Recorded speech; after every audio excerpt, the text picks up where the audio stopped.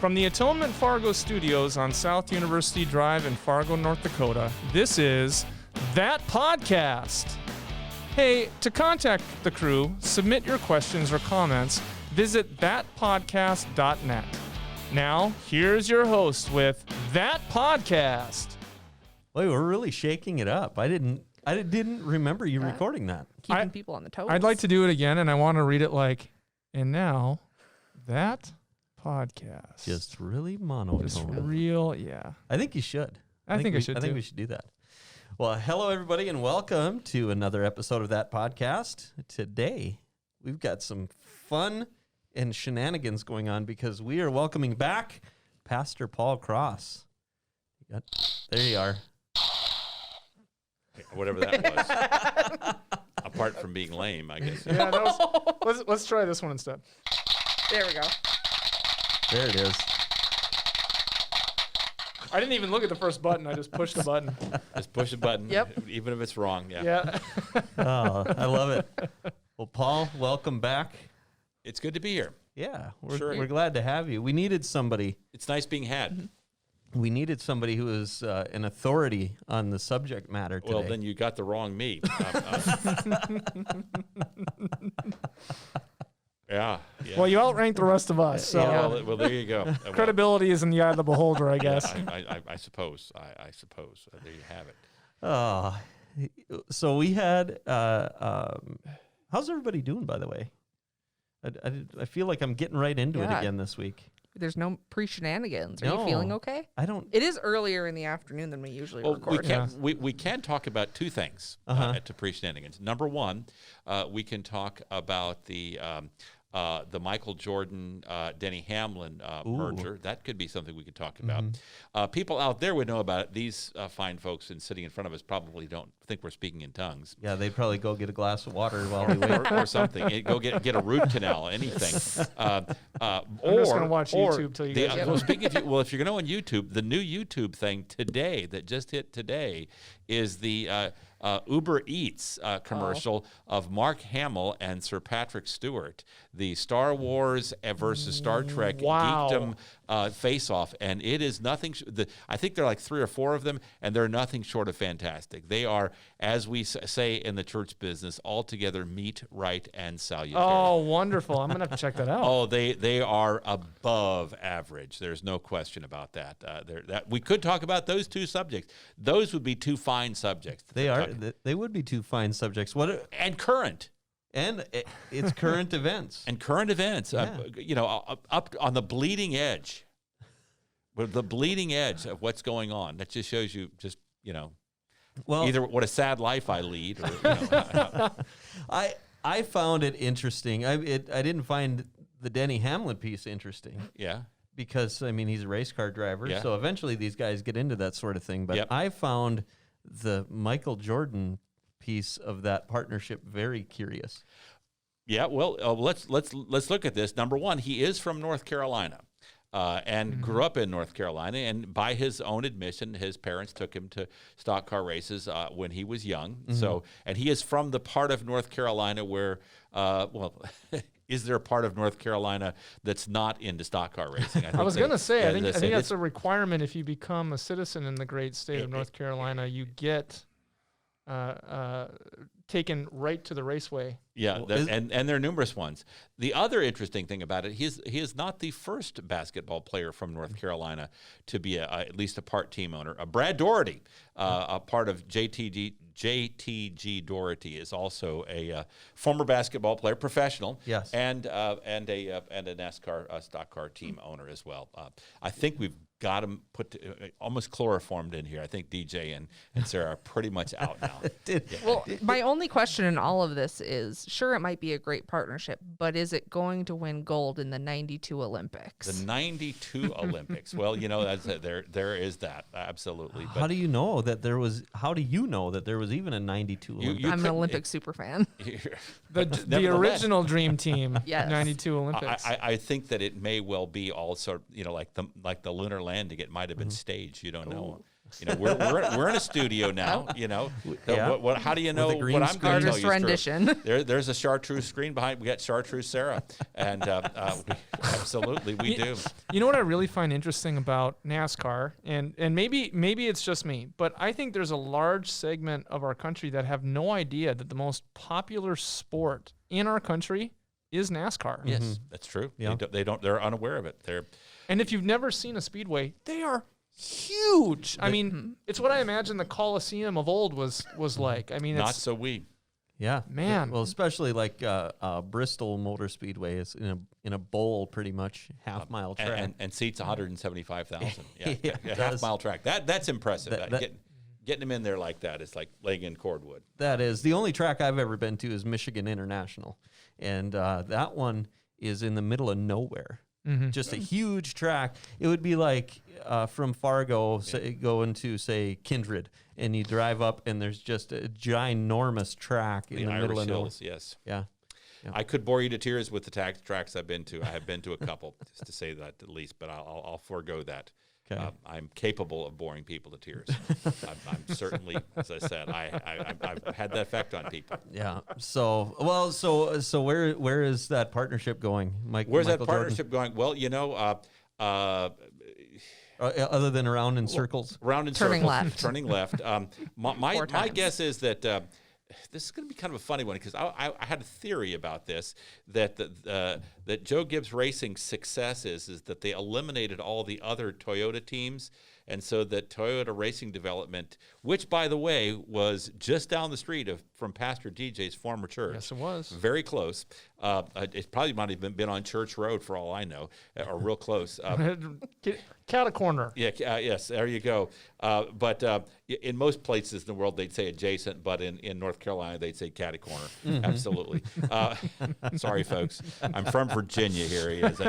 God did not make the sky Carolina blue. Sorry. In any case. Made it orange and blue. Have you ever seen a nice sunset? No. Orange and blue. Oh, you're a Cavaliers fan. Virginia Cavaliers. That's what I hear you saying. Oh, okay. But anyway, where is it going? Denny Hamlin's a very good driver. But Joe Gibbs Racing has absorbed all the other Toyota teams and gets all the TRD money, or at least so I think. That's just my opinion. This is an opinion show, isn't it? Yeah. Sure. It appears that way, and it also appears that they seem to be pretty good. They dominate in such a way that it seems to be a winning formula. So the expansion of, and presumably this will be a Toyota team, but when you have that kind of name recognition, my guess is that they're going to do pretty well for themselves. Bubba Wallace is a journeyman driver. I believe he is exceedingly talented. We have seen that in what you would call C+ equipment. I don't mean to denigrate the memory of the king, but it is based at best C+ equipment, and Bubba's done very well with it.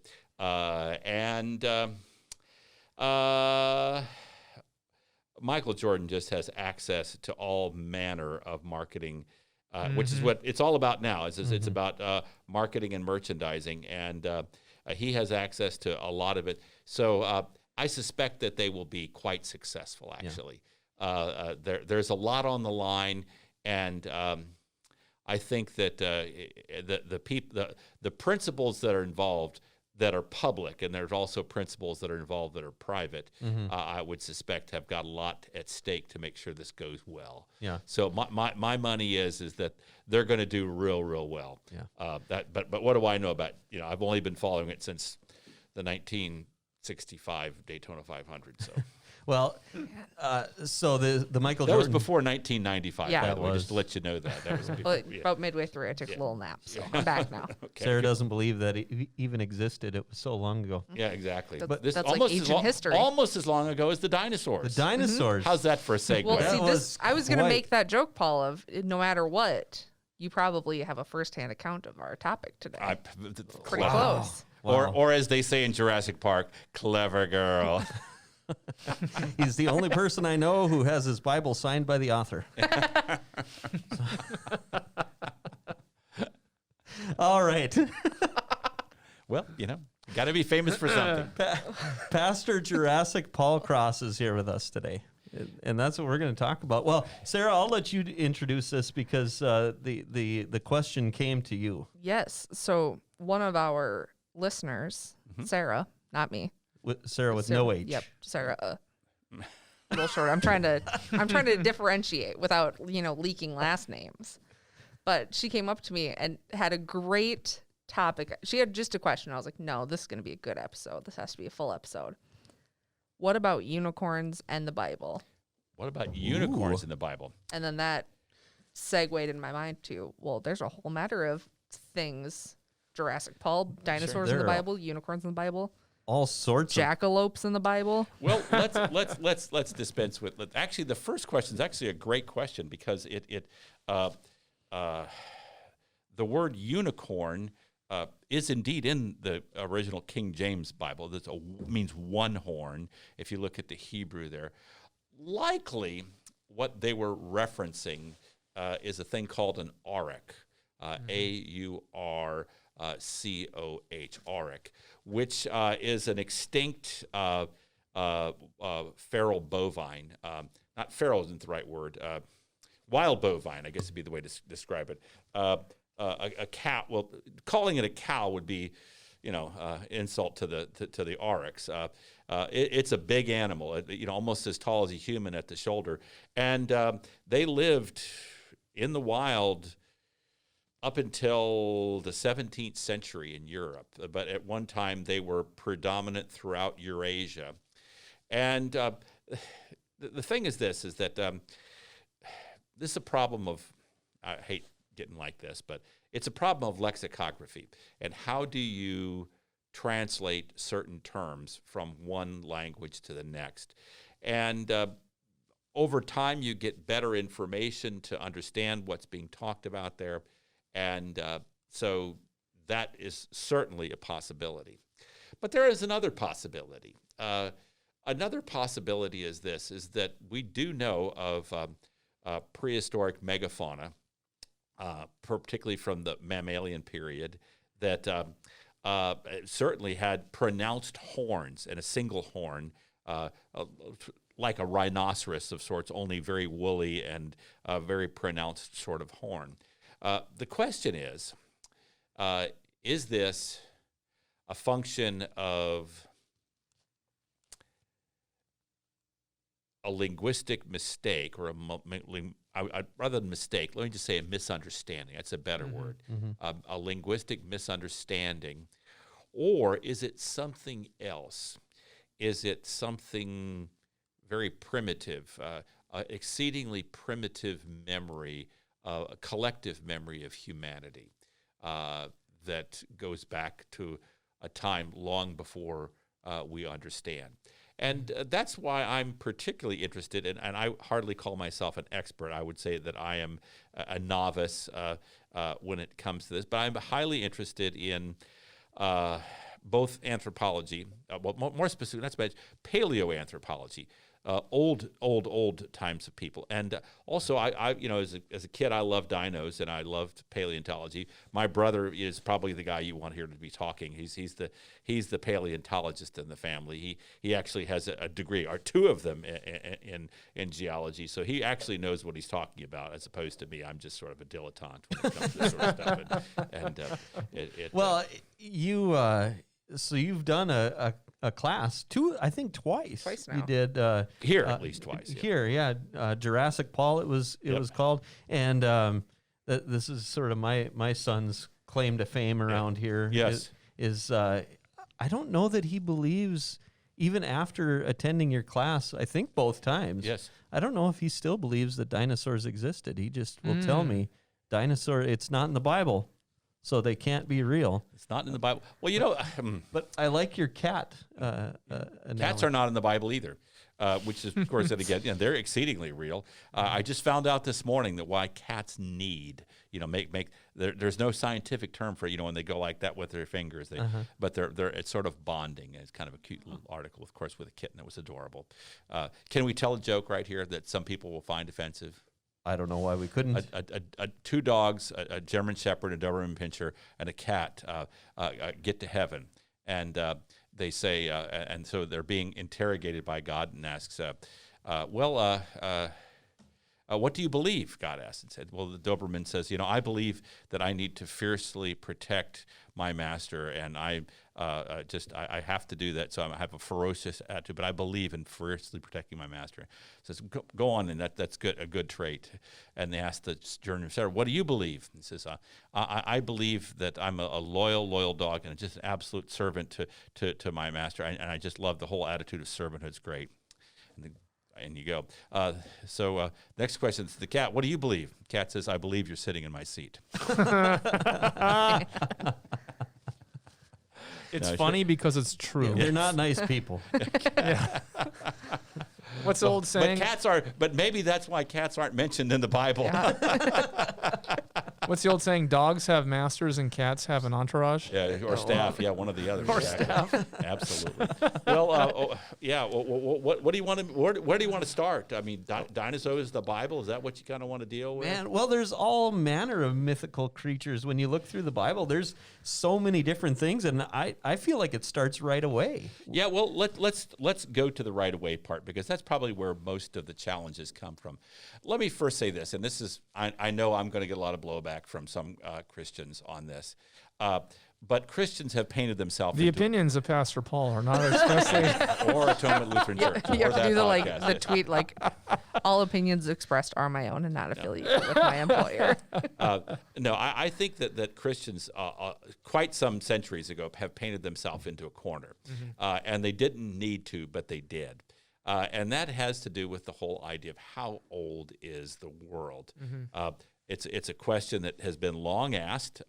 It's certainly what was here before us. It's a question common to humanity. It is a question that the Bible does address. I mean, there are kind of two perspectives that either that the universe is eternal and God was created, or that God is eternal and the universe was created. Take your pick. I think the Bible makes a pretty clear case for the other one, which, interestingly enough, if you take a look at some of the things that modern astrophysics indicates, that there was a point of creation, and so forth. I mean, no one was around to sort of figure this out, but I mean, the best case scenario today seems to argue for that. As to how long ago that was, well, we could talk about that. As I said, I don't think any one particular side has all the answers on this, but the sad part is that there's sides. People have drawn up sides, and makes it very difficult to deal with. Can we slow down a second? Because you said something very profound, and I just want to reiterate it. Yeah. There really, and you're right, there really is only two worldviews as far as existence is concerned. Either God is eternal and the universe was created, or the universe is eternal or in a constant loop of expanding and contracting. And then God was created in such that God is an idea. Correct. Rather than I just the way you said it was quick and smooth, but I just thought it was really profound. Well, thank you. I said, but it's true. It's not original with me. As I said, this is an old concept, and again, a lot of people miss this. But let's start with the presupposition that the universe is created. I think that's the argument of the Bible. It's the argument of a lot of things too. As I said, it's the argument of astrophysicists today. I would say that not all of them. You can't just lump them together and say this is what they believe. I think that's kind of grossly unfair and certainly inaccurate. But the painting of themselves in has to do with, kind of takes place on several little key questions. One has to do with the whole idea of astronomy and seeing how the world works and sort of what you might call a pre-scientific worldview of astronomy. And then all the issues that the church got involved with, again, drawing a line in the sand, saying, everything revolves around the earth, and this is how it works, when it's not how it works. Excuse me. I need a burp button, not a sneeze button. I need a burp button. DJ has one. That's the one. The challenge is, of course, well, I won't push the other button. if the SMC hears this, I will be in trouble. There's no question about that. I'll be toast for doing that. But nevertheless, that's one of the places that the Christians in the church painted themselves in a corner. Another place has to do with a guy by the name of Archbishop Usher. And he, I believe it's the 17th century, if I'm not mistaken, somewhere around there, he sort of extrapolated using the generations stated in Genesis and other things, and people have done this before. It's not original to him, but he's kind of the guy that popular. It's sort of like the car. It's not original to Henry Ford, but he's the guy that figured out how to do this in a way that was popular for everybody. Mm-hmm. The assembly line, again, not original to him, but he figured out a way to do this to make money and to popularize it. Usher is not the first guy to suggest that the Earth was founded at 4004 BC on October 23rd at 10 o'clock in the morning or whatever he said it was. The problem is that people started putting his dating system in the margin of the Bible in the center column, where we typically will see cross references. He started putting it in there. Now, it doesn't say that. Let me just simply say, what it does say is this, particularly in Genesis chapter 5 and in Genesis chapters 10 and 11, we have what are called the list of the superannuated, which is some tough stuff to get your head around. And again, I don't necessarily claim to have the right answer on it. Except what I think it's being said is this. From a pre-scientific worldview, in the worldview of the ancient Hebrew people, how do you express the idea of a really long time ago? Mm-hmm. And that's what I think is trying to be said here. You have 10 generations before Noah and 10 generations after Noah. And again, we can discuss this at great length, but we could say, and this is kind of my perspective on it, that what the Bible is saying is a really long time ago, something terribly catastrophic happened to the world. Right. The world as we know it, and there are ample evidences of all kinds of catastrophic things that have happened in antiquity. There's all kinds of stuff that we can point to where something catastrophic happened. But basically in that collective consciousness, some of the scriptures are saying a long time ago, before the time of Abraham, which is a time that we can draw our line in the sand. We can point to Abraham. We can say, Abraham has what I like to say, the stink of history about him. Right. He smells like somebody who comes from the beginning of the end of the third millennium in that part of the world. Yeah. So I mean, he really does. I mean, he just has that sort of whatever it is that just has authenticity about who he is. But prior to that, some other discussions. But a long time ago, something terrible happened. Mm-hmm. And then a long time before that, the world was a very different place. Mm-hmm. Mm-hmm. And both of those things are fairly accurate to say, that the world was a very different place. Now, how do we know that? Again, is this, I don't know. I'm speculating here, and people can think I'm whatever, but I happen to feel that there is a collective human consciousness that passes down from culture to culture, generation to generation, that shares these things. I mean, you can take a look throughout the anthropological record and see all sorts of discussions about some sort of catastrophic flood in all sorts of disparate places that have lots of commonality to it that really don't have any other reason for explanation, is other than the fact that maybe this happened. Oh, and not just ancient mythologies and civilizations, but across the world. It's not just located to one. No, exactly. One location in the world. Great stuff on that. But again, so there's that. So before we get into the animals, I want to ask you a question about, like, I am one who, if the world is created in 6 literal days, that's no hair off my head. Yeah. But I think, just based on what you said and looking at the Hebrew and looking at like the lineage of names and what they actually mean, as well as the first creation story. Yes.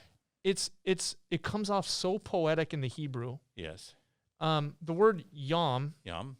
I've taken it for me that it can mean 1 literal day, but it also can mean a season, like an age. Mm-hmm. Mm-hmm. And I like that. I like the first age, the second age, the third age, because for me, it speaks the truth of creation without having to be like a scientific textbook. Yes. Yes. Because it's not trying to be that. That's correct. Right. Well, something, and before we get into the animals, something that you said, Paul, a long time ago to me that completely blew my brain apart. Oh dear. Was we had We're still cleaning up the pieces. And the Fargo police didn't come no they because it was done in Moorhead. Yeah. Jurisdictions. Yes. we had this conversation, and you said something to me. You said,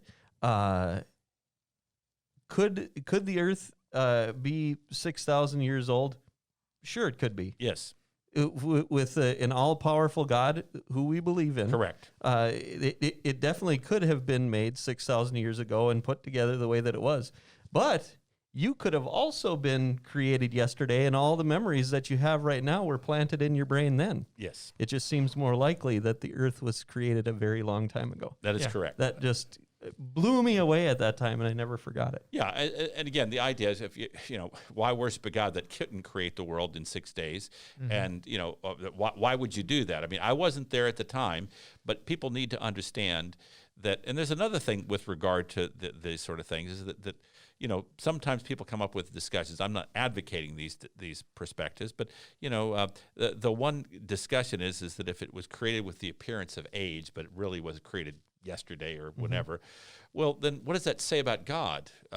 If it was created, I mean, is God trying to deceive us in thinking that it's old? Again, I'm not advocating that position, but there are skeptics who do, and so it's important for us to keep that in mind when we discuss these things, because, well, let's just be honest. As I said, they can.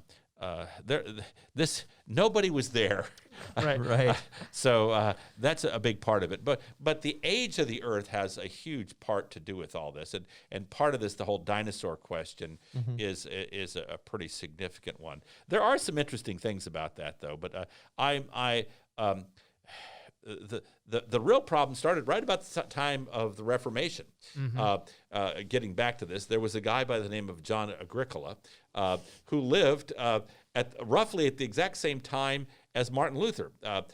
He was a Catholic, and quite a devout Catholic, but he's considered to be the father of geology. And Germans were pretty well known for their mining technologies and so forth. And one of the things you do when you dig in the earth is all kinds of crazy stuff comes up. And one of the things that happens is that you come up with these bones that just don't fit anything that is known to anybody's time. And so you got to wrap your head around that, and it takes some time to think these things through. Now, we live in an age where the information float is quite brief. As I said, if something terrible were to happen in who knows where, pick a place. Sarah, pick a place. Timbuktu. We would know about it fairly soon if something truly catastrophic happened there. It would take only a matter of moments for us to find that out. Not so back then. It would the information float was months and years sometimes, and the kind of sharing of information wasn't available. And so, what do we do about these things that we're digging out of the ground? They were variously described as things called sui generis. I love that, sui generis. That's pigs who take out lawsuits. Philanthropic pigs. It's philanthropic pigs. That's sui generis. Yes, the philanthropic pigs. Actually, stuff that just pops up by itself. Also, that there were. Did you coin that word? Have you trademark copyright? Just the stupid part of it, but no. It's sui generis is actually a real Latin phrase. Don't worry, Paul. It's now forever marked on that podcast. That's right. Just the stupid part I came Trademark, up copyright, Paul Cross. Yep. with. Yes, indeed, absolutely. Ding. The philanthropic pigs, yes. Well, that's like pseudopigger for the writing of false pigs. Yes. I got this pig thing. I like pork chops. I'm sorry. But there are a number of sort of things that they thought, well, what is this stuff? And they were just sort of say, So what's the word I'm looking for? There is a Latin phrase for this too, but just sort of fancies of nature that just sort of happened. And they had all kinds of explanations to what this was because they couldn't really explain seeing this for what it is. Right. And so, but again, interestingly enough, this guy, he lived maybe 100 miles from where Luther lived too, and it was right about the same time. You take a look at Luther's understand. I'm sorry, I'm looking right at you, Jesus. I know you are. Just I know. poking holes in your hero. I'm the oracle of Luther, apparently. Exactly. So Yeah, absolutely. Aren't you his nephew? yeah. Yeah, maybe so. But I think one of the challenges is that he's a great theologian, but a horrible scientist. Mm-hmm. I mean, you read his Genesis commentaries, and you just kind of scratch your head and say, "Oh my!" He wrote a lot on the book of Genesis, but it's just like, I'm not baptized in that there, Marty. I can't get into that. So in any case, and full disclosure, I love the Genesis commentaries of Luther. And part of the reason I love them is because he sets up this whole narrative about the prehistory that I just find fascinating. I'm not saying I agree with it. He uses but the word sui generis there. I want you to know that. It's sui generis. It's not a word. It's two words. It's a phrase. So yes, he talks about sui generis, things that the flies are sui generis. They just sort of pop up out of dung, although he doesn't use the word dung. But I also love the bleep button there ready, Sarah. I also love Greek and I only Roman mute mythology Ryan. and Norse. I love the stories of cosmology, and Luther dabbles in that in Genesis commentaries 1 and 2 before he gets into the time of the patriarchs. Yeah, well, So, he, anyway. he, as I said, he was a man of his time for many ways. He's got his virulent anti-Semitism and so forth. Obviously, a man of his time as well. There, sadly, but be that as it may, stuff starts coming up, and so over time, people start wondering, well, what's going on here? And again, I've already said. The church has painted itself in a corner a couple of times already and continues to do so, to paint themselves in a corner instead of trying to say, what's actually being said here? And what's interesting for me is the church isn't the only group of people who have painted themselves in a corner. As I said, I'm interested in paleoanthropology, always have been, not always, but since I've started school and so forth and found about dinosaurs and cavemen and so forth. Excuse me. What I find fascinating is how much backtracking paleoanthropologists have had to do in my lifetime because of the discoveries that have come up about ancient humans, to just how old humanity is. Right. So I find that fascinating to see just how much backtrack. This is why I'm talking about this business about this one horn. I mean, on the one hand, yeah, it could be simply talking about an auric, and it's just a misunderstanding from a philological or lexicological perspective. Or it could be something that's deep in humanity's psyche and that's sort of back there in the collective human consciousness. So, but having said that, this is where things get a little funny. Real quickly, Paul? Yeah, sure. Can you give us an example of because what I hear you saying is the zeitgeist of the time that doesn't translate as well coming down. Can you think of an example that would help us to understand what the collective human consciousness? Well, again, the example of the flood would be one thing. Okay. Let's talk about that just for a quick second. As I said, obviously you see it in Mesopotamia and other places, but even in North America. There's all kinds of places in Polynesia. Why would you have a flood myth in Polynesia? That's crazy. I mean, that doesn't make sense from an ideological perspective. Not ideological, but ideology is a attempt to explain why things are the way they are. I mean, there are a lot of these things. For example, why are there two genders? I mean, sorry, folks, but it seems to be that way. I mean, that's how they come when you're born.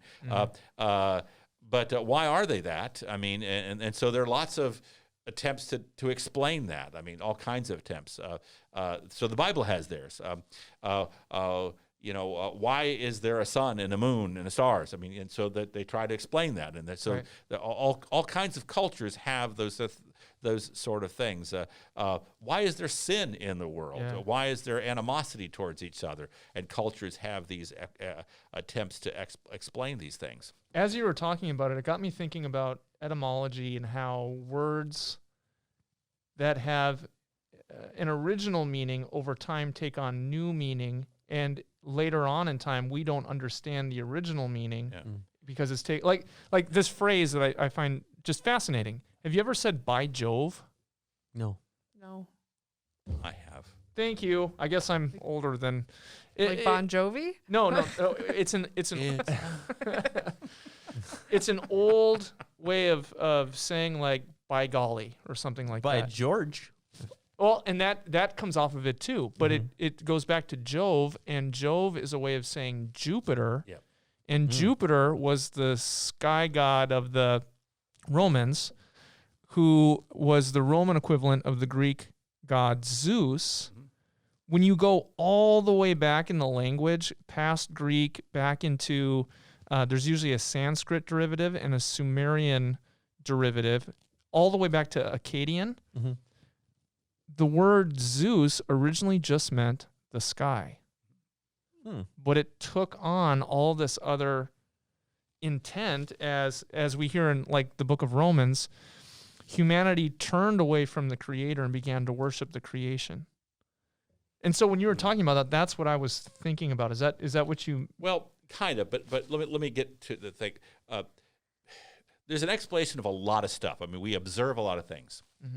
But there are a couple things that we don't observe. I mean, we observe that people are rotten to each other. We observe the difference between, men and women. We observe the difference of the skies and so forth. We observe those things. But what out there shows 7 days? I understand what a day is. There's a sidereal, or so to say, not sidereal, a celestial event that describes that. I understand what a month is because there's another celestial event that indicates that. I understand what a season is because there's another celestial event that indicates that. And I understand what a year is. But what event do you see that indicates 7 days? And yet, this cycle of 7 is somehow ingrained in humanity in terms of idea of Sabbath and so forth. So that's one thing. Interesting. The other thing is this, is that it goes back to this business of this catastrophic destruction. I don't see anything out there, unless I do some serious digging, that's indicative of this catastrophic destruction. And so why is there such discussion about it? And why do we have wallpaper in our babies' nurseries that have Noah's Ark, for crying out? Right. But that's a matter of collective consciousness. That's Sure. what I mean. There's something about that account that resonates with who we are. Why do we have toys? In my basement, I have a box for my granddaughter that when she comes over to play, but it's a Playmobil Noah's Ark, and I went and got every conceivable set of Playmobil animals you could conceive of. Yeah. Why do we do that? Yeah. That's, again, that collective consciousness. That's interesting. But get back into the thing is that, the reality is nobody has a market on the absolute, this is how it happened with regard to the scientific perspective, because that's getting changed all the time. What I do find fascinating is that the account of the order of creation in Genesis chapter 1 looks remarkably similar in terms of how things would have played out as how people have said that. So again, run me out of town on a rail, whatever. But let's get to Just saying. Yeah. Just saying. Let's get to the other stuff. You want to talk about what does your son want to talk about? Well, dinosaurs. Dinosaurs was in the the Bible. huge thing. Okay, But there's all kinds of things when you really start digging into it. It's wild, all the different sort of creatures that, if fire breathing Job. Well, let's get to Job. Let's go right to Job because that's where we want to get to. Because that sounds more like a dragon than a dinosaur to me. Well, let's talk about this. Too bad this is not a video, a vlog. Paul knows all the hip terms. Yeah, from 1998 or whatever. No, they didn't have vlogs back then. No. What do I More of know? our early 2000s. Okay, early. But I would show you this Like 2 decades ago. this very spiffy cylinder. I got to show you guys this. Look at that really cool cylinder. Oh, Look at that's that. fantastic. Yes, it has. Would you mind describing that in any kind of detail? So we're looking at 2 animals. 2 animals. The one is 4-legged for sure. I'm assuming the other is 4-legged as well. Yeah. And they've got Super long necks that It's are like a giraffe snake's neck. mixed with a snake, mixed with a cat? cougar. No, like it's a lion. funny. It's funny you should say the word giraffe. Do giraffes have noticeably extended tails? No, that's do where the not. cat comes in. Yeah, well, this is a noticeably extended tail. If you ask me, that looks suspiciously, with the proportions being pretty precise even. And the necks are ridiculously long. and the tails- wrapped around one Yeah, another. they're getting in- ready to smooch on one another. Absolutely. or battle, I I was gonna say guess. Or that's why battle. giraffes fight. Yeah. No, they look smoochy, if you ask me. But this is a cylinder, and with long tails on it, but the proportions look virtually identical to any kind of sauropod that you've ever seen. Now, the question I have to ask you is this. Well, first of all, one other piece of information. Somewhere between 4100 BC and 3000 BC, the cylinder came out of Mesopotamia. It's in the Louvre in France. So if you want to see it, I guess that's where you'd have to go see it. What is this thing called? It's called a Mesopotamian cylinder seal. Okay. You would take this and roll it. And this is not spoken of quite a bit because it does present sort of kind of questions. What on earth is this thing that they're representing? Is it a mythical beast? That's certainly an option. I'm not going to say that it's not. I don't want to paint myself into a corner. But it is curious that it does have these very It really does. sauropod-style proportions. And I'll just call them proportions. Yes, the head does look very cougar-esque. There's no question about that. But nevertheless, the body does not look very giraffe-like because giraffes have a body that's angled upward, and this is flat, and so again, looking very sauropod-like. But again, who would have known what to look for back then? I mean, nobody would have known that. So I guess I just throw that out there. There are a couple other things like this that you'll find from place to place. There's one, I think it's in Indochina. Can I say Indochina?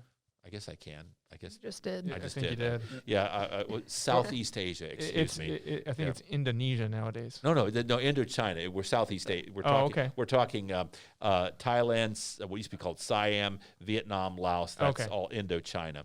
But I'm sorry. I learned these things when I shouldn't have. I suppose. And I've been chastised severely for saying things which are not politically correct and so forth. Do you call Russia the USSR?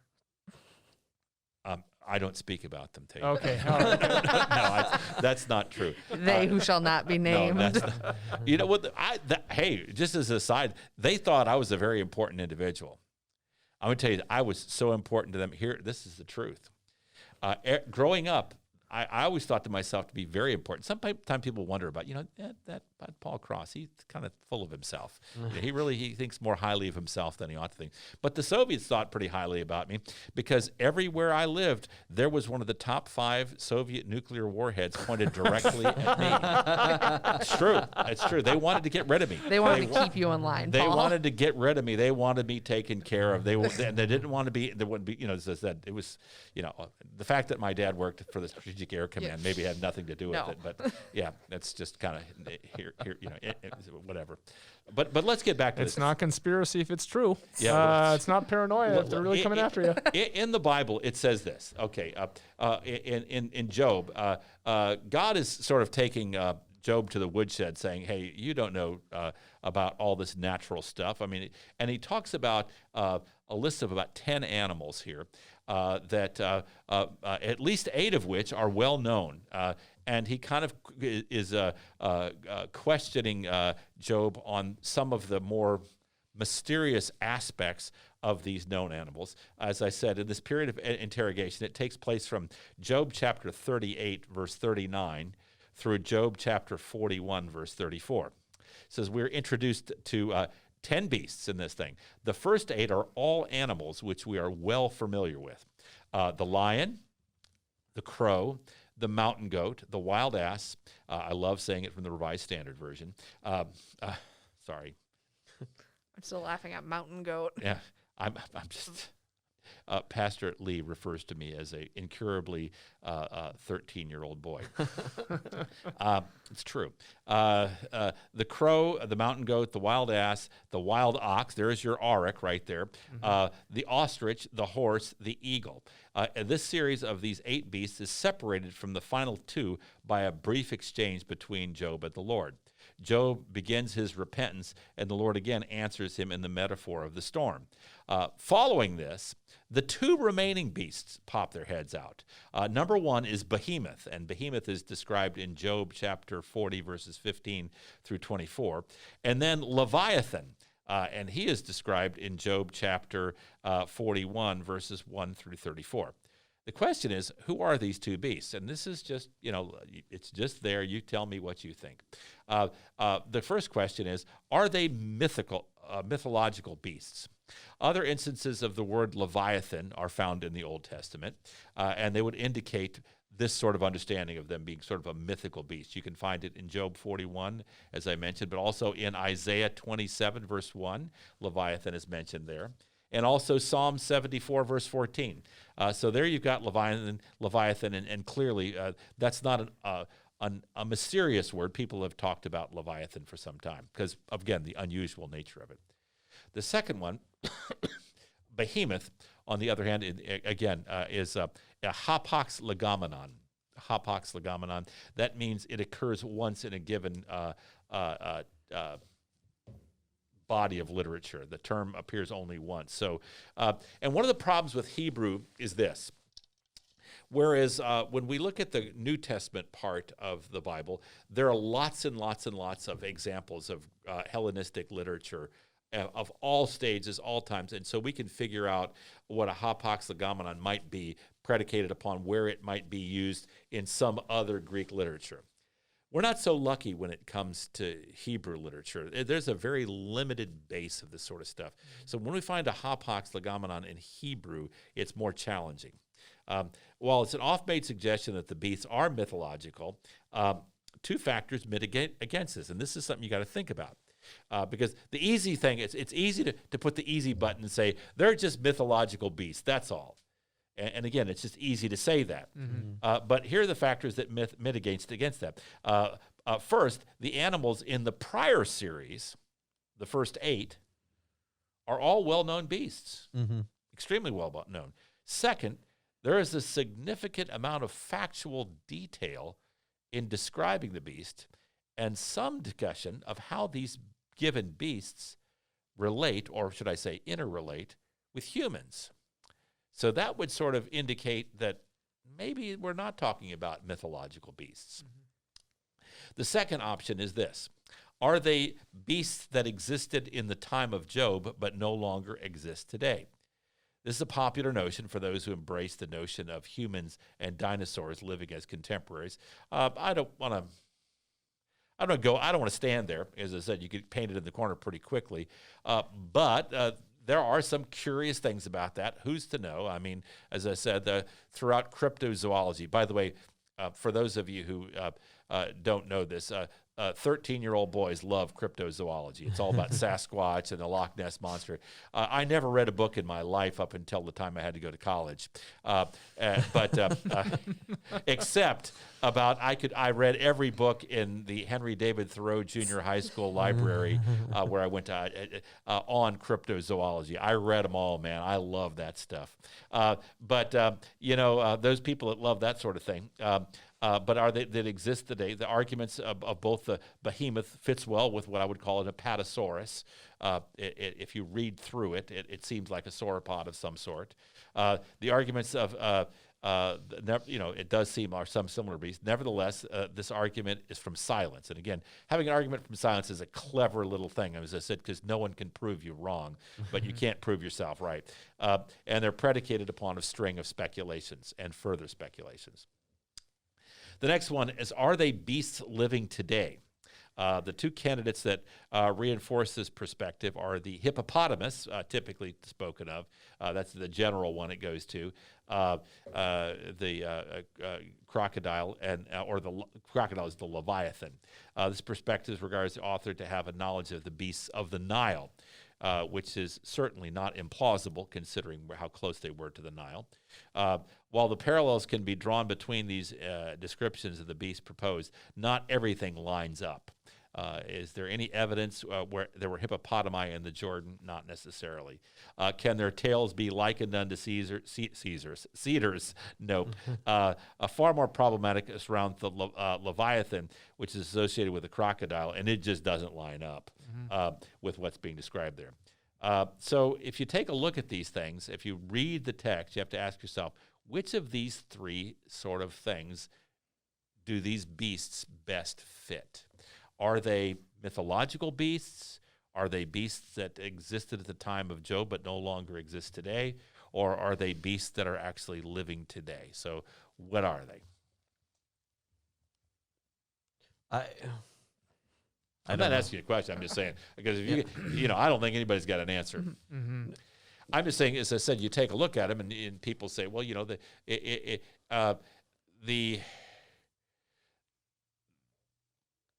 the behemoth, as it's described, certainly does fit the description of an apatosaur.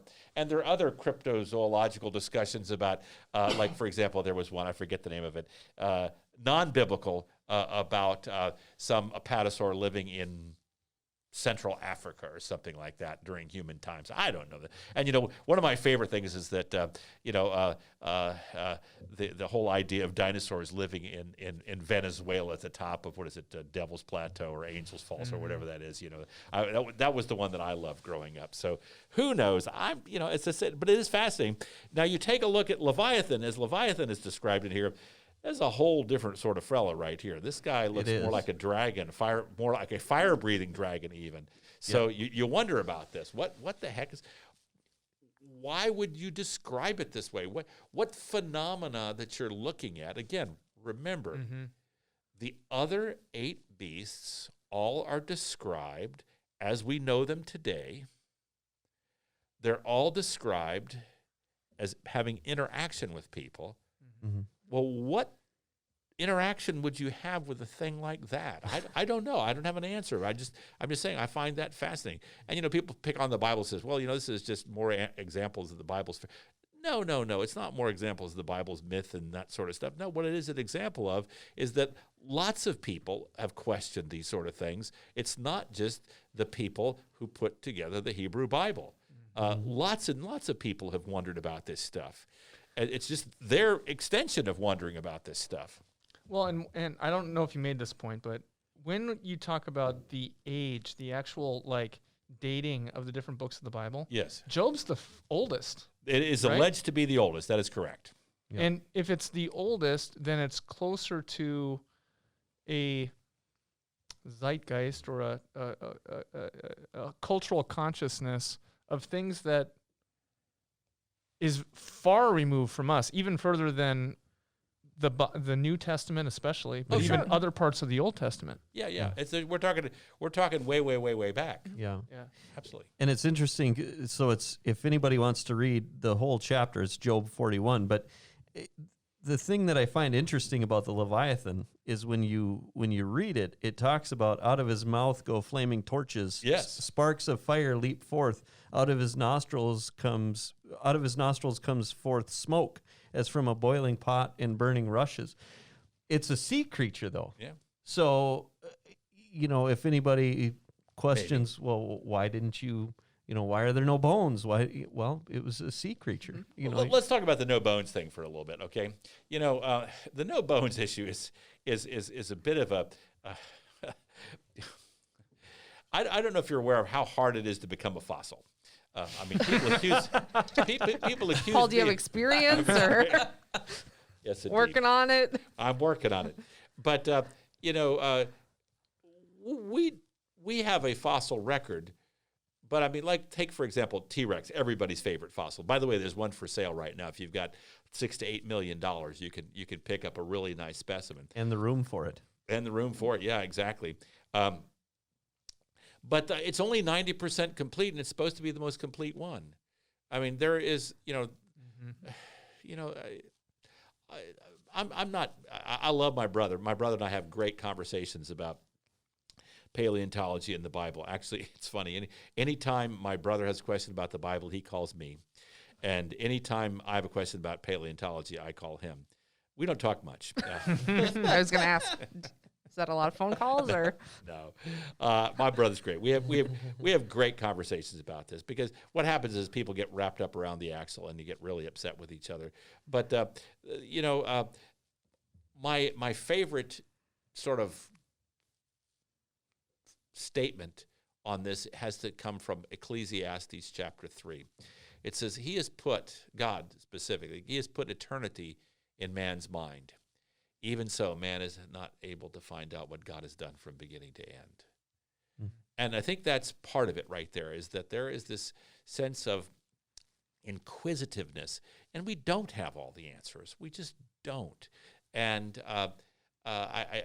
when I hear this discussion, I think of this is how I like to say it. As a part of the Apostles' Creed, we say, I believe in God the Father, creator of heaven and earth. I believe that God created. That God created. Mm-hmm. We can have a great discussion about how God created. We can have a wonderful discussion about that. But I believe it's a matter of faith that God created the universe. And there's a lot that goes with that from a theological perspective. And I think even from, as I said, a cosmological perspective. But I believe that God created. What means was used, well, let's find out about that. Let's look into that. Mm-hmm. And let's try not to paint ourselves into a corner. Let's try to figure out these sort of things. And, there's another one we didn't talk about much, and that has to do with the Nephilim and all the craziness that goes on there. But how are we on time? Are we doing okay? Yeah, we're good. Yeah, we're good, especially for the Nephilim. I see how it is. Because special interest. Depends on the topic. Yeah, it is. Well, so before I started working here, I worked for the city of Fargo for quite a few years, and a lot of that time was spent working overnights when you could listen to Coast AM with George Norrie. Holy cats, man! I thought I had odd habits. Then you could listen to all sorts of different theories and whatnot. But then that was the first time that I started thinking about the Nephilim, because they had some crazy ideas of what the Nephilim is. Well, but I'll let you get into let me get my notes here on the Nephilim. As I said, Sarah, tell some snarky jokes. So let me share some of the ideas about the Nephilim, because here's one place where Pastor Cross, Luther comes off as more rational than the popular impressions about the Nephilim in his Genesis commentary. It's probably the only place that he comes off as more by rational. all means, go for it. And the Nephilim is discussed in Genesis 6. Yes. For anybody who wants to check that out.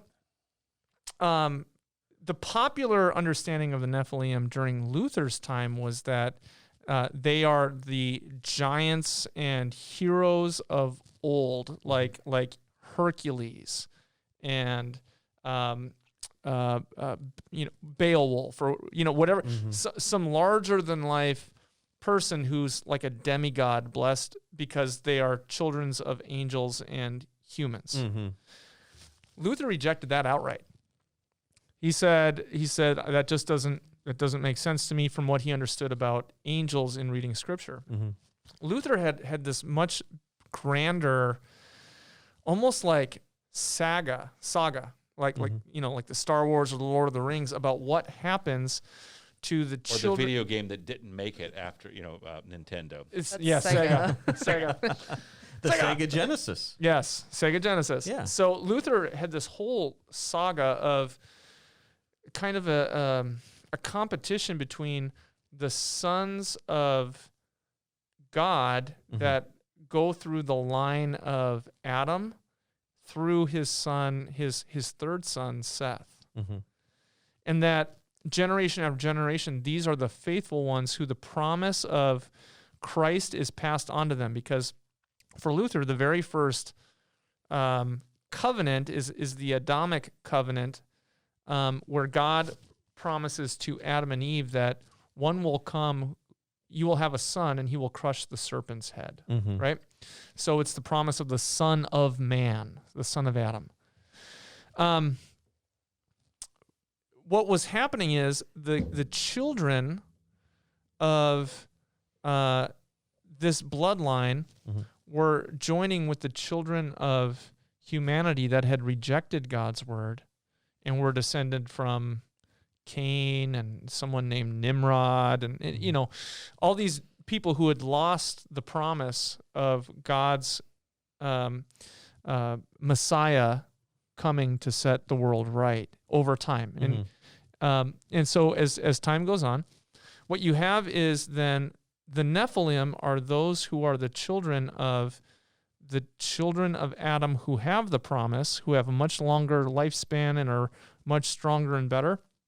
And the children, the daughters of men, those who rejected the promise. And that from this joining come what are known as the Nephilim, which are unbelievers who are superhuman, Okay. so to speak. Mm-hmm. And that's the argument that it's not that they came from angels, it's God's promised ones Mm-hmm. and the promised line that's passed on generation to generation, and those who've lost the promise, and that interspersing, basically serving that when those who believe in God marry someone who doesn't, they're going to fall away. Mm-hmm. Well, So- I can tell you that I never once heard it explained like that on Coast to Coast AM. I imagine you did not. There was a lot of alien abduction involved and Okay. all sorts of things. Conspiracy theories. Well, let's take a look at what it says. It says, when man, that's Adam, or Adam, began to multiply on the face of the land, and daughters were born to them, the sons of God, saw that the daughters of man, Ha-Adam, were attractive. And so they took as wives any who they chose. This is why you don't want to go fiddling with the gender stuff in the Bible, because you could confuse yourself terribly, particularly about this story. Then the Lord said, my spirit shall not rest or abide in man forever, or Hadam in forever, for he is flesh. His days shall be 120 years. The Nephilim, there they are right there. The Nephilim were on the earth in those days, and also afterwards when the sons of God came into the daughters of man. There's some sexual stuff going on there. These were the mighty men who were old men of renown, like you were talking about this. A couple things here. First of all, there's something very conspicuous here. It says, his days shall be 120 years. Mm-hmm. Well, not so up to this point. I mean, we've got, another one of my favorites, the superannuated antediluvians floating around out there. See, Sarah, the stuff you learn in here by accident, Yep. Absolutely. The superannuated antediluvians, superannuated, very old antediluvian before the flood. Not against the flood, before the flood. Ante is an antebellum, but before the flood. So you got this. Now, what's interesting is that you have people living that long period. Then, that's the first list of 10, 10 generations. In the second list of 10 generations, over time, over the generations, the ages become more and more reflective of what people are in fact living. Mortality rates are a little funny. We talk about how mortality rates have gotten better and better. There's a reason why they've gotten better and better. Is because our care for children and infants, those under 5, have gotten better and better. If you made it through 5, you were pretty good, as I said. People will talk about the average mortality back in the olden times at 35. Well, that's because you're averaging out all the people that live a long time versus all the people who die within the first 5 years of life.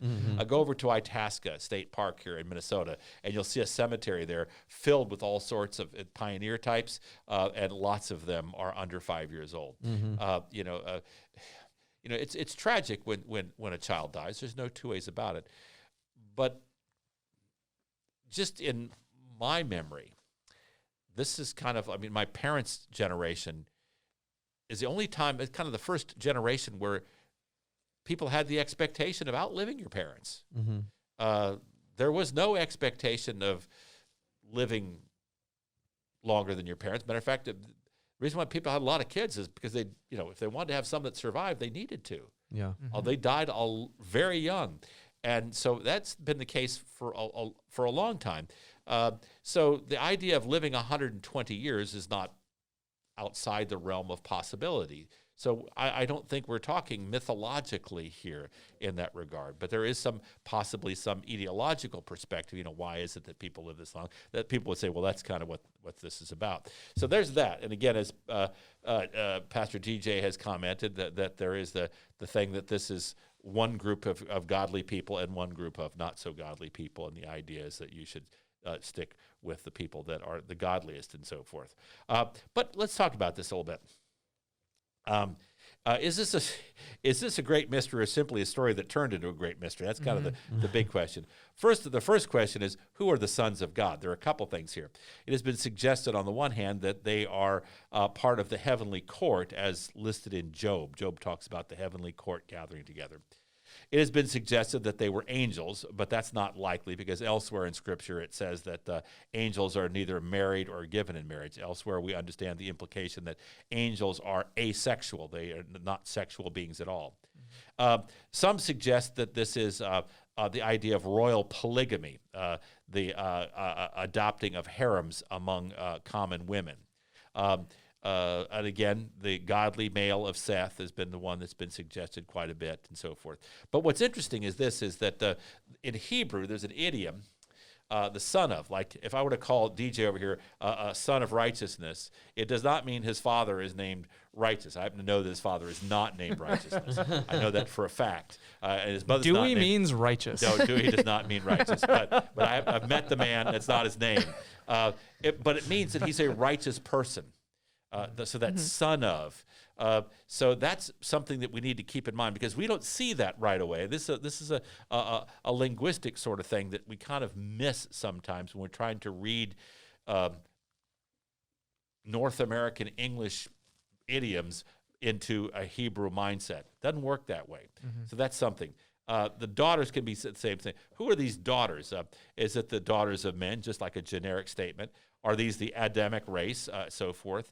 As contrasting, again, the question for gender neutrality, the NRSV omits this and kind of messes things up a little bit. So that's why I'm not a big fan of the NRSV. Sorry, NRSV fans out there. I like the RSV. It's a fine book. But the point of the matter is this, is that they were attractive. All right, that's the bottom line, is these gals were attractive and some sort of sexual, something that was sexually forbidden or took place. We don't know exactly what. Now compare this with the attractiveness with the fruit in Genesis 3:6. Now, the next question is, who are the Nephilim? Now, this is kind of a fascinating sort of thing. The possibilities are interesting because it's been suggested that they, there's all, again, your evening radio stations and so forth. The sons of God, as mentioned above, offspring of the union, perhaps, of the offspring above, all kinds of matter. Now, what's interesting is the etymology of the word. It means fallen. But what does that mean? Is it like fallen ones, people who fell down from heaven? Fallen as someone who's morally fallen? Fallen as to fall upon somebody like an invader or a bandit or a marauder, or those who fell by the sword? They seem to be unnaturally begotten. But the crazy thing is that they're also mentioned in Numbers. which would be kind of problematic. If everything's wiped out in Genesis 6, how could they be in the early part of Genesis 6 and then in Numbers? I think what it might mean is a descriptive term for how people act. I think that's probably a more accurate understanding that this is I'm kind of going with the marauders. These are bad dudes, man. These folks are bad to the bone. So on this, it sounds like you're more in line with Luther than what was the even to this day among historical critical people thinking that it's angels or some kind of.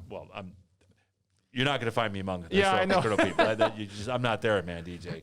I guess it's neither historical or critical. If ever there were a thing misnamed, I'm fond of saying, is it fine? This is historical critical. Show me Q. I'd like to see the document. Sure. Furthermore, show me somebody who is contemporary to that talked about a document Q or J or E or D or P. Show me these people. I want to see them. I want to talk to them because they would certainly be there. It is neither historical nor critical. I'm sorry. But be that as it may, they're not here to defend themselves. What it is, this is a story of progression. It's the progression of evil, and that's really what it's about. Going from individual evil to corporate evil. We're talking about corporate evil and systemic evil today in today's society, and there's this sort of concentric circles moving outward. Talk about God's limitation of humanity. At one point, God says, "Here are the keys. Don't wreck it." Well, guess what they did? It's sort of like it's like God giving the keys to his 14-year-old son who just got his driver's license, so he could drive on the farm, to his 2020 Ford GT Mustang Shelby 500. But here are the keys. Don't wreck it. Well, what's going to happen. I mean, as I said, that's not happening. As I said, that's we can get in a discussion about sin there. Well, and before you go on, one other thing that I really like about your explanation of Nephilim is being like marauders is that it speaks about the mighty men. Yep. Wasn't that David's band that traveled with him? You could have called them like a rock band, David and the Mighty Men. And the Mighty Men. But yeah, that's certainly the case. And this is, notice here that human life is defined by the Spirit of God abiding in them. That's kind of fascinating because that's also a connection to the creation account. And then the limitation of that. In any case, it's a story which is a prelude to judgment. I mean, that's really what it is. It's a prelude to judgment. But one last little thing about the Nephilim, and then I'll, this is kind of fascinating. You like mythology sort of stuff. While the etymology is doubtlessly not the same, it is curious that phonetically, the word Nephilim and Nephilim, the house of mists, the far northern region of the icy fogs and mists of darkness of the cold, and the lowest level of the universe, is a part of the Norse mythology. So are these people, again, there is no connection. As I said, it's just one of those accidents of linguistics, but it is kind of a curious accident of linguistics. So anyway, So cool. There's your Nephilim talk. It's all interesting. It's all good stuff, and it's all stuff that is fun to think about and wonder about. No aliens. No aliens. Strangely enough. I'm not a pansperma guy. Who's that? What? Pansperma. I don't know who that is. Pansperma is the idea that sperm from seed, sperm going through, that throughout the universe there has been this sense of there was this super race that set their seed throughout the world. The Anunnaki. If you say, you clean it up, man. But the goy. Pan means wild. What was wild? That was the whole thing about Wild the Stargate, was it? Yeah, the Stargate kind of thing, all that Stargate science Yep. fiction. See, I watched Stargate, but I wasn't a fan of it, As I said, Star Wars, yes. Star Trek, absolutely. But Stargate, no, I'm not going there. I'm sorry, not going there. The goal. I can't even remember who they were yet. They just had stuff on their heads. That's all I remember. That. Yeah. Anyway. Well, I appreciate Sarah with no H, bringing this up. It has been a great conversation. Sarah with no H, God bless you. Let me just say this. This is nice to speculate about, but the fact of the matter is it's. I worry that people get all wrapped up in this and not talking about the finer points of things. I do think there's a place to discuss it. I think that the further flung we get from the center of it, the less edifying it is. I'm all about edifying the church. I'm all about edifying people and building their spiritual understanding, their faith in Christ. And I guess what I would say is this, to that end, I would say that I think it's important for us not to paint ourselves in a corner and to pit science against faith, Right. Because that's what happens, is that we'll draw a line in the sand and say this is kind of where it is, and so therefore it's sort of like put your arm in a chicken wing. Okay, Exactly I've got right. both metaphors in there, so as long as it does this with this, they're both there. Put our arm in and make you cry, uncle. And I don't think that's what we should be doing here. Again, going back to the Ecclesiastes quote, God's put eternity in our minds. God's given us a brain. I've said this time and time again at our church. Don't check your brain at the door. I mean, be inquisitive. Find out about this stuff. But I love it. So Yeah. And I think, I mean, if you're putting your faith in the idea of understanding exactly what leviathan is or nephilim is, or if you're putting your faith in the idea that the world has to be created in 6 literal 24-hour days, you're putting your faith in the wrong thing. And I think on the other side, Darwinian evolution as the end-all be-all understanding of everything, whether you believe, I can't even say it without using the word, they will, if that is your worldview, you are also confessing that you believe it. Right. And if you have to believe it, you're putting your faith in something that may not be as clear as what you can see with your eyes. I don't need to believe that this is here. I can touch it. I can see it. But it comes down to where is your faith resting? If you're resting in things in the Bible without being able to honestly say, I don't know, and speculate about it, but I trust and believe in the one who is the main point of what's being, like, for example, I believe that God created. I don't need to believe in a 6 literal day creation. My faith doesn't rest on that. Yeah. I can honestly say, though, it says in the Bible, so I believe it, but my faith doesn't rest on that. Right. Does that make sense? And that's what I hear you saying, Pastor. I think that's something along those lines. As I said, wasn't there. The mechanics of it, we can talk about and have a great discussion. But again, that's not the issue. The issue of faith is, I believe that God created it, because that's what Scriptures repeatedly. That's the tell main us point. Over and over. It's not just in Genesis. It's throughout Scripture that we see the idea that God has created this world. And the crazy thing about God is this. He has handed us the keys. I don't know why he would do something like that. As I said, there's the marvel. It's a crazy God we have. God has handed us the keys and said, don't wreck this thing. He said, here this is. I've created this for you to enjoy. Yeah. I've created this for you to be a blessing for you and bless others with. And I think that's something that we lose sight of too. And these other things are fun to talk about. I mean, I like, but again, as I said, they're most of it stems seriously from the interest of a junior high boy going through the library at Henry David Thoreau Junior High School in Vienna, Virginia, my hometown, and reading all the books on cryptozoology. And see, here's the thing. I'm much more interested in mammalian megafauna, like titanotheres and people like that, that smilodons, than I am dinosaurs. I like stuff like that a whole lot better. I just do. As I said, go to the La Brea Tar Pits, man, in Los Angeles. Now, there's a cool place. Go to the. It's going to kill me to say this. I'm not going to say that because Sarah's here. I was going to throw South Dakota some props here.